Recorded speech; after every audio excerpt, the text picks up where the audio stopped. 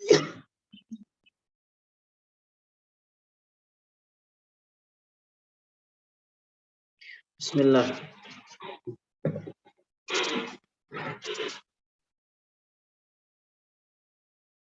Bismillahirrahmanirrahim. Alhamdulillahi rabbil alamin.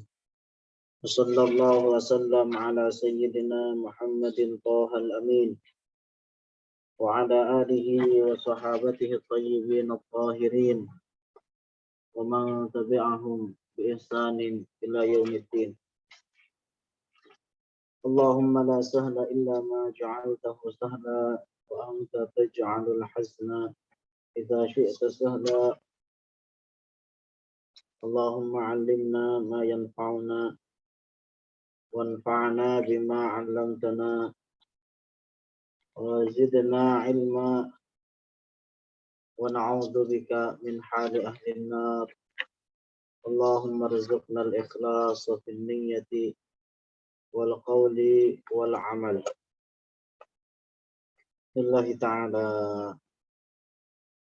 Kembali mengingatkan diri pribadi dan juga seluruh teman-teman yang ada di grup ini, yang ada di Zoom meeting ini, untuk menghadirkan niat yang ikhlas di dalam mendengarkan terhadap majelis ilmu. Karena Rasulullah Shallallahu Alaihi Wasallam bersabda, "Innamal a'malu binniyat." Sesungguhnya Allah hanya menerima suatu perbuatan baik yang didasarin dengan niat. Maka mari kita sama-sama menghadirkan niat ikhlas karena Allah Ta'ala. Juga hal ini penting di dalam setiap kita melakukan setiap amal kebaikan. Di dalam setiap melakukan berbagai macam ketaatan untuk senantiasa hadir niat ikhlas, mengharapkan ridho ganjaran pahala dari Allah Ta'ala. Ketika seorang istri menjaga rumahnya, mendidik anak dan keturunannya, hadirkan niat ikhlas. Memasak untuk suaminya, meskipun bukan kewajiban seorang istri, hadirkan niat ikhlas menjadi ladang pahala bagi dirinya. Dan seterusnya dan seterusnya. Begitu juga ketika seorang suami pergi keluar rumah mencari nafkah, hadirkan niat ikhlas, akan menjadi ladang pahala bagi suami tersebut. Maka jangan sampai lalai di dalam menghadirkan niat ikhlas di dalam setiap melakukan amal baik perbuatan kita. Alhamdulillah, di siang hari yang berbahagia ini Allah Subhanahu wa Ta'ala masih memberikan taufik kepada kita di dalam melakukan berbagai macam ketaatan. Di antaranya adalah apa yang sedang kita lakukan ini adalah mendengarkan terhadap majelis ilmu, di mana merupakan afdalul mabarrat, kebaikan, suatu perbuatan baik yang di antara perbuatan baik yang paling utama, yang paling mulia.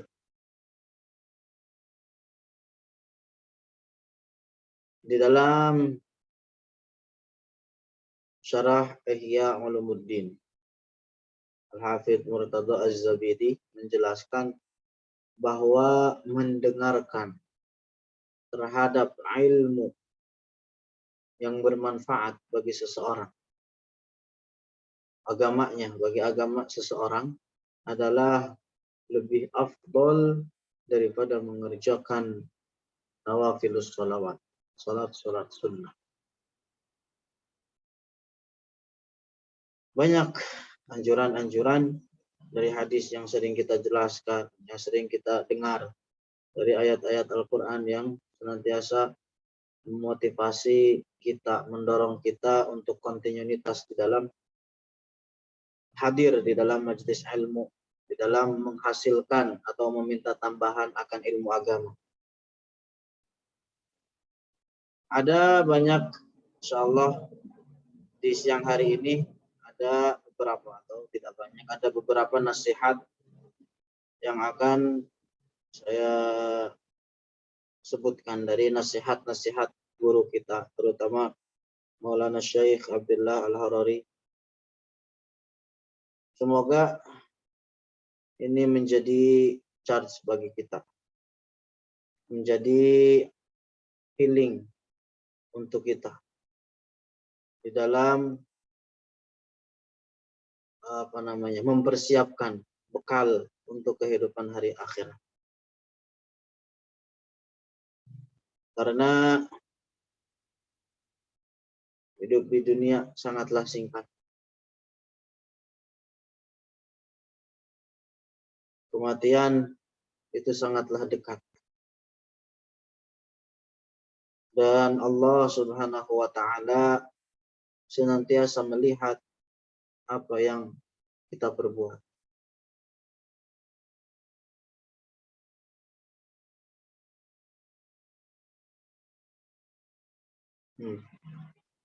Makanya ada dari satu nasihat dari guru kita, senantiasa beliau berwasiat untuk senantiasa kita melakukan berbagai macam ketaatan dan kontinuitas terus dihadirkan niat yang ikhlas dan berusaha berjuang melakukan berbagai macam kebaikan. Apa yang bisa mendorong seseorang untuk semangat di dalam melakukan ketaatan?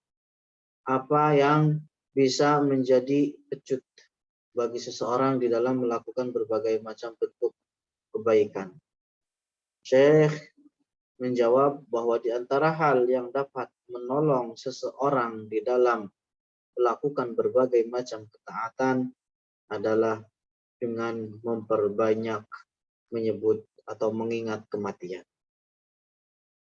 Oleh karena orang yang banyak mengingat mati, banyak mengingat kematian, berarti dengan demikian dia juga banyak memiliki persiapan untuk menyambut akhirat tersebut.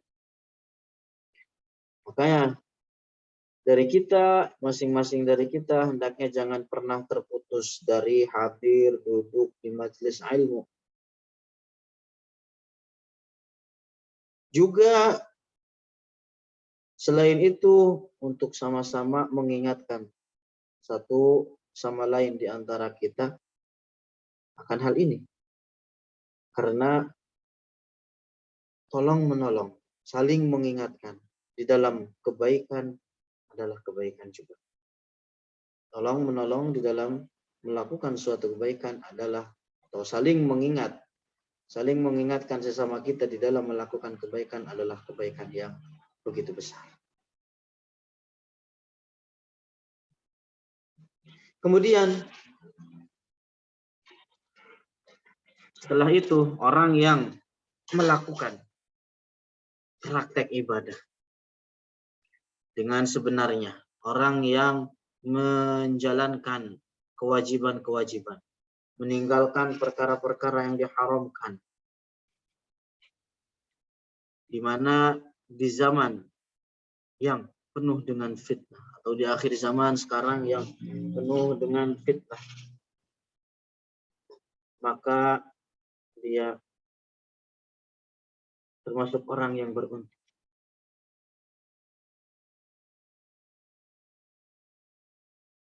Makanya orang yang di zaman sekarang, orang yang memiliki keadaan dirinya takut, kemudian di dalam dirinya, di dalam hatinya ada rasa cemas, maka dia dijelaskan oleh Syekh pahalanya menyerupai, artinya seperti mereka yang hijrah dari Mekah ke Madinah. Artinya apa? Mereka adalah termasuk orang-orang yang beruntung.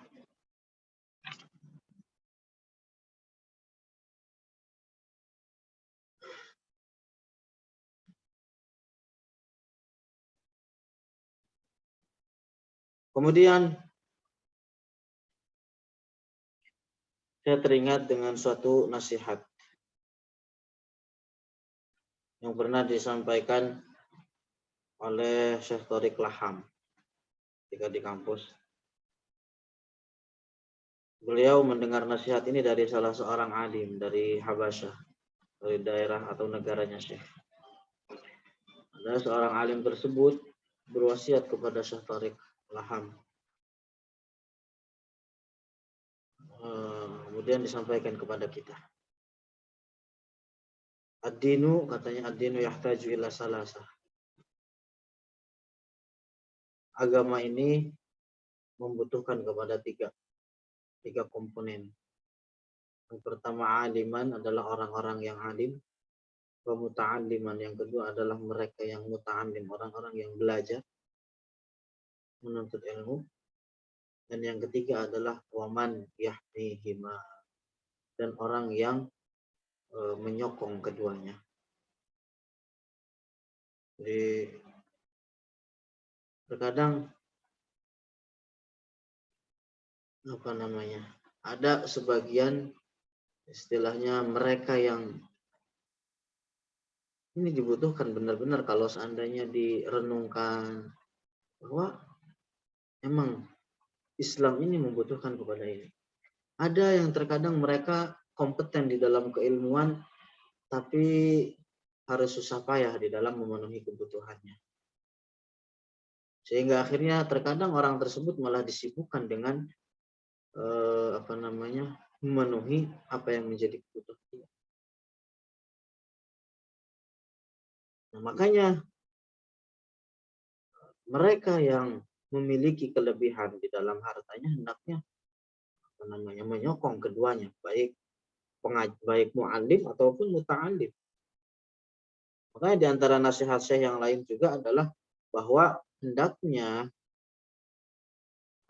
harta yang didapatkan dengan jalan yang benar itu disalurkan juga kepada sesuatu yang maslahat. Tentunya di dalamnya yang mengandung atau di dalam meraih ridha Allah Subhanahu wa taala. Karena di antara nikmat harta adalah nikmat zahir duniawi seseorang.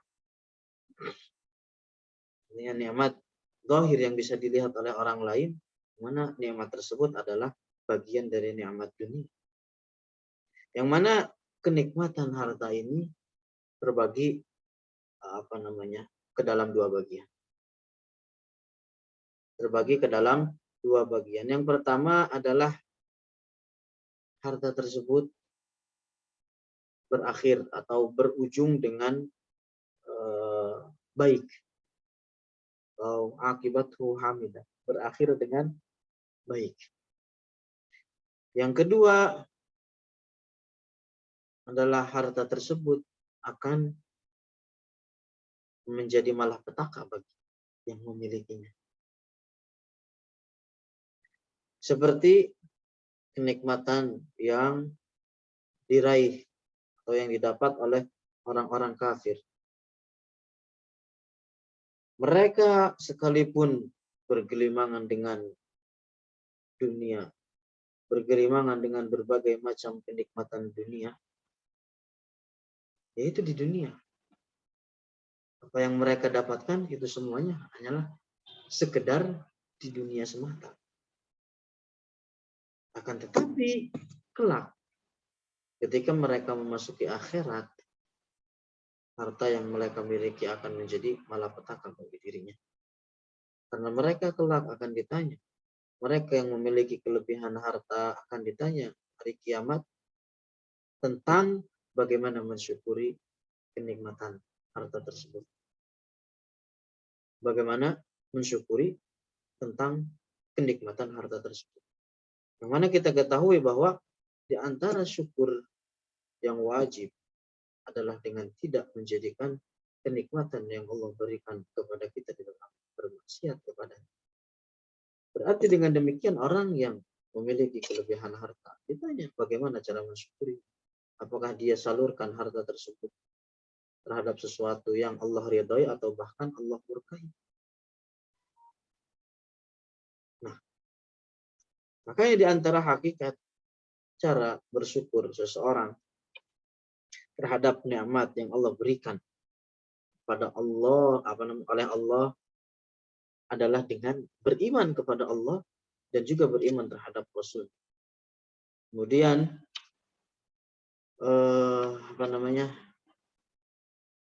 menunaikan apa yang menjadi hak Allah di dalam harta tersebut.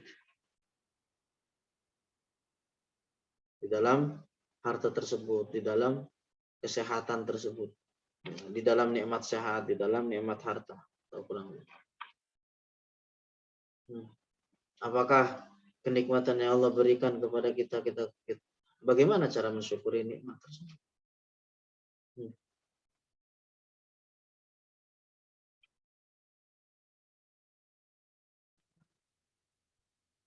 Makanya harta yang halal,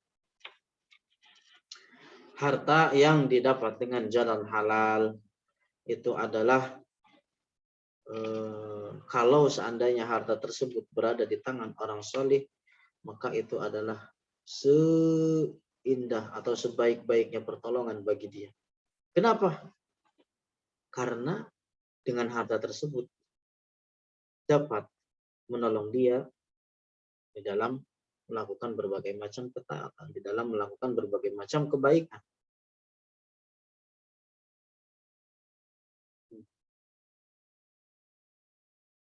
Itu kalau seandainya harta yang didapat atau berharta tersebut, harta itu berada di tangan orang yang saleh.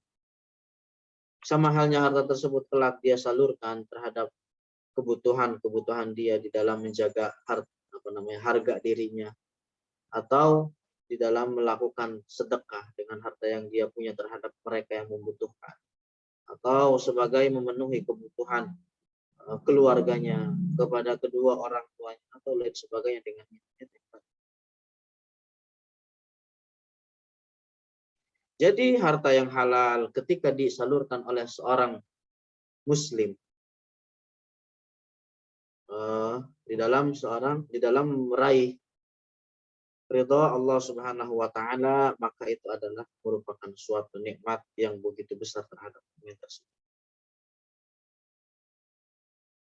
Karena sesuatu yang mu'tabar, sesuatu yang bisa jadi patokan adalah apa yang dikerjakan oleh seorang hamba di dalam melakukan perbuatannya tersebut, apakah sesuai dengan apa yang disyariatkan oleh Al-Quran, disyariatkan oleh Allah ataupun tidak.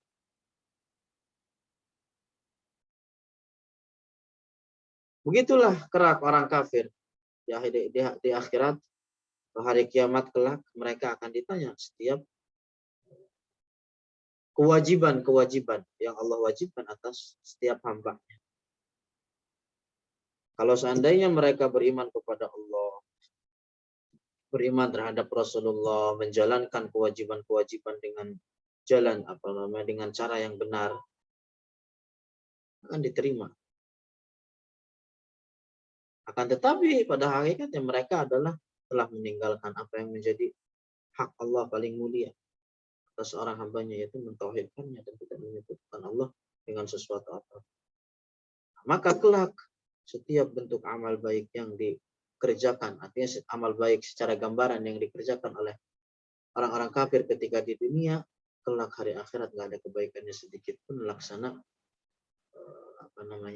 debu tertiup angin.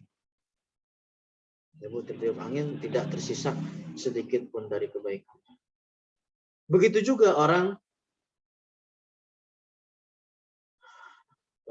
mereka yang senantiasa tidak mau menjaga kehormatan seorang muslim.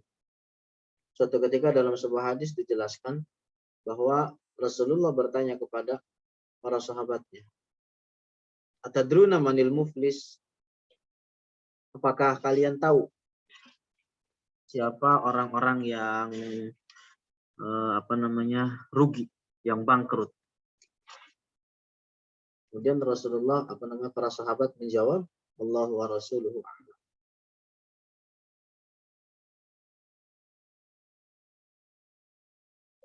Para sahabat menjawab bahwa yang bangkrut al-muflis itu man laisa lahu dinar wala dirham. Bangkrut itu yang dari kita yang bangkrut adalah mereka yang tidak punya dinar ataupun dirham.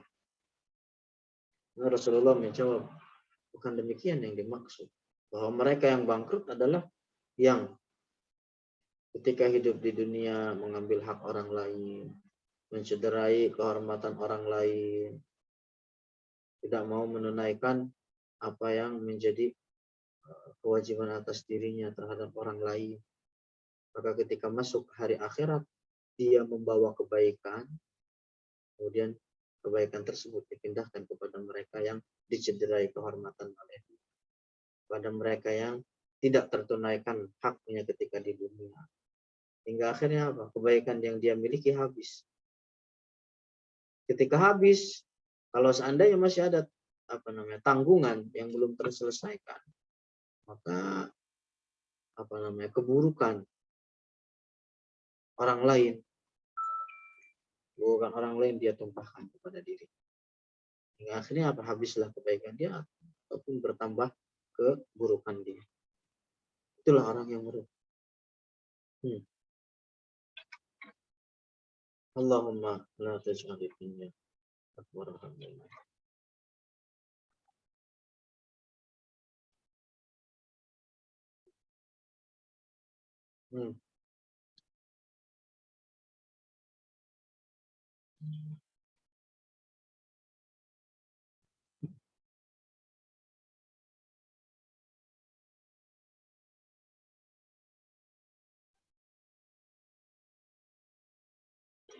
Kemudian nasihat Syekh selanjutnya,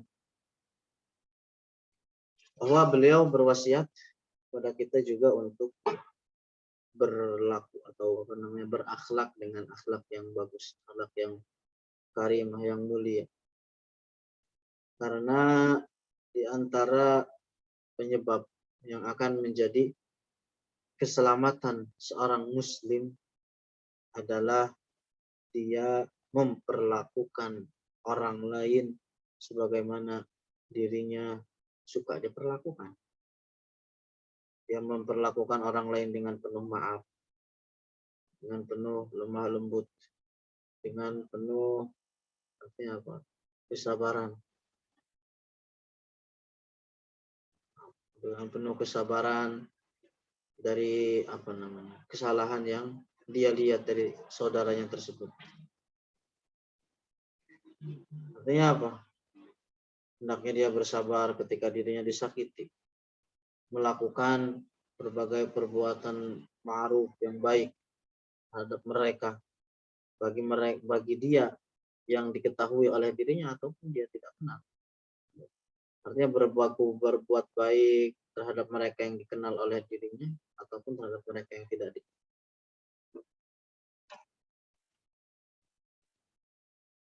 Kita masing-masing dari kita senang ketika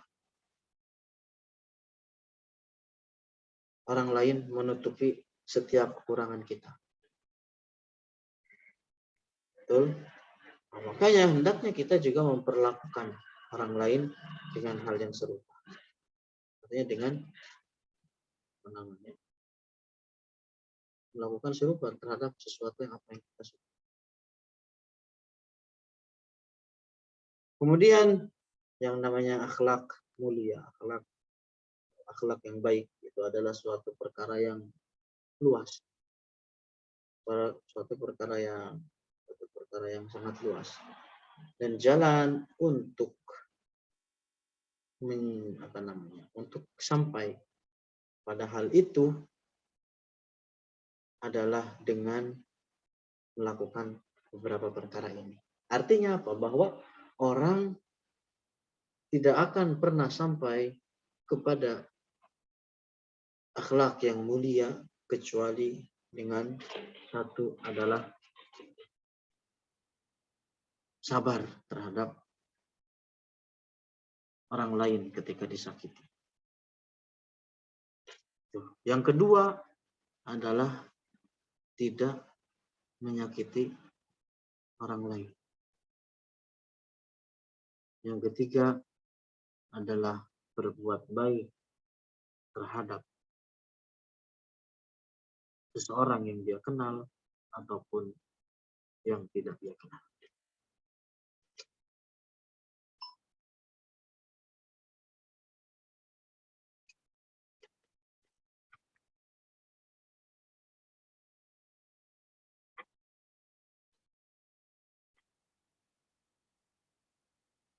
Hmm.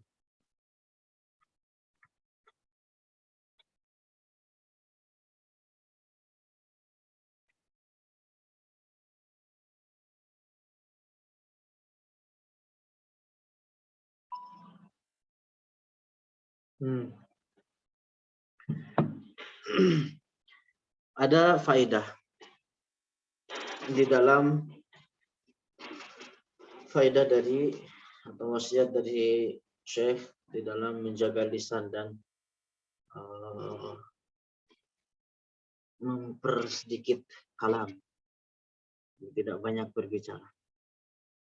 Beliau berwasiat kepada kita untuk taklilul kalam, tidak banyak bicara. Artinya apa? Tidak semestinya bagi seseorang itu berbicara.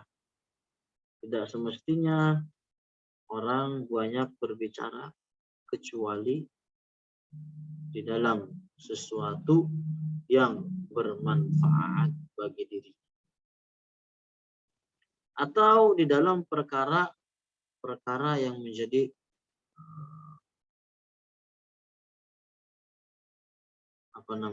perkara di dalam perkara-perkara yang menyambung kehidupan dirinya di dalam pergaulan sehari-harinya, seperti masuk ke dalamnya adalah mereka atau menenangkan orang yang baru asing bagi dia, artinya apa, menjadikan akrab terhadap mereka yang baru asing.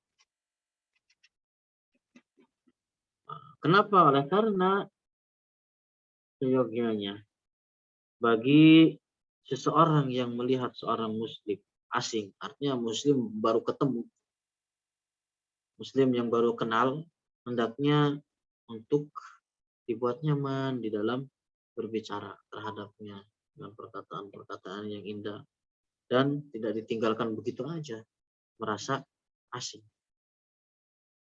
Artinya bukan mempersedikit ucapan, mempersedikit kalam, adalah seseorang mingkem doang gitu, nggak gerak-gerak, mulutnya nggak gerak, mingkem tok, nggak ngomong-ngomong. Bukan itu maksudnya. Adapun di dalam kebaikan, hendaknya dia berbicara. Bahkan sebisa mungkin dia kontinuitas terus di dalam melakukan zikir kepada Allah, di dalam mengajar orang lain, mengajarkan ilmu agama atau sesuatu yang bermanfaat bagi agama mereka terhadap orang lain dan lain-lain sebagainya. Karena kenapa saya sering berwasiat kepada kita untuk mempersedikit ucapan atau jangan banyak ngomong. Karena di antara sesuatu yang dapat menjaga seseorang dari kekufuran, dari perbuatan maksiat adalah menjaga atau adalah dengan memperbanyak diam. Karena kebanyakan kekufuran, karena kebanyakan maksiat itu disebabkan karena lisan.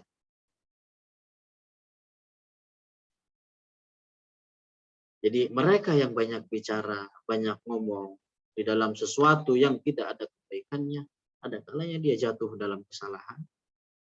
Orang yang banyak ngomongnya kan begitu. Ada kalanya orang ketika banyak ngomongnya berarti kemungkinan jatuh dalam kesalahan juga makin terbuka lebar.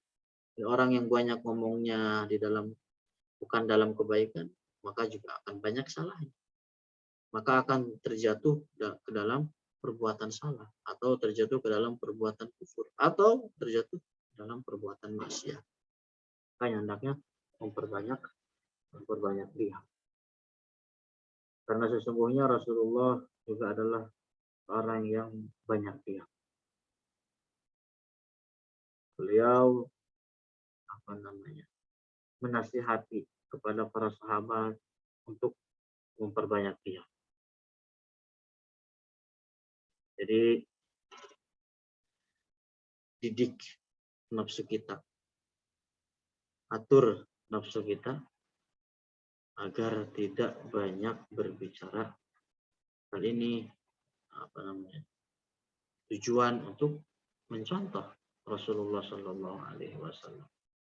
Karena keselamatan seseorang adalah ketika dia memperbanyak diam, dan celakanya seseorang adalah ketika dia banyak berbicara.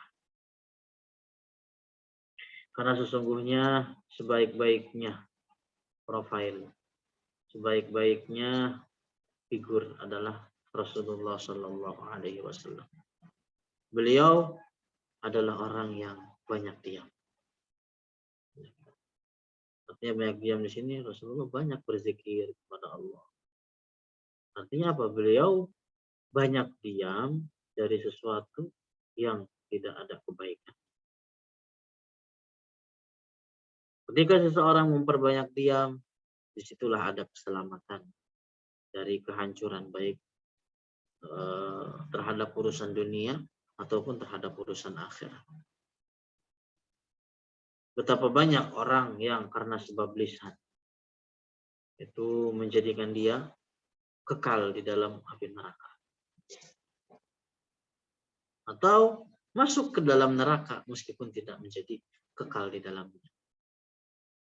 Berbanyak diam bisa menolong seseorang dari kehancuran dari perkara dunia dan juga kehancuran dari perkara-perkara akhirat. Allahumma qina bihalalika an haramika wa qina bi fadlika amman siwak. La ilaha illallahul karimul halim wa subhanahu wa tabaraka rabbul arsyil azim walhamdulillahi rabbil alamin. Barakallahu fikum. Akramakumullah. Ada yang mau ditanyakan?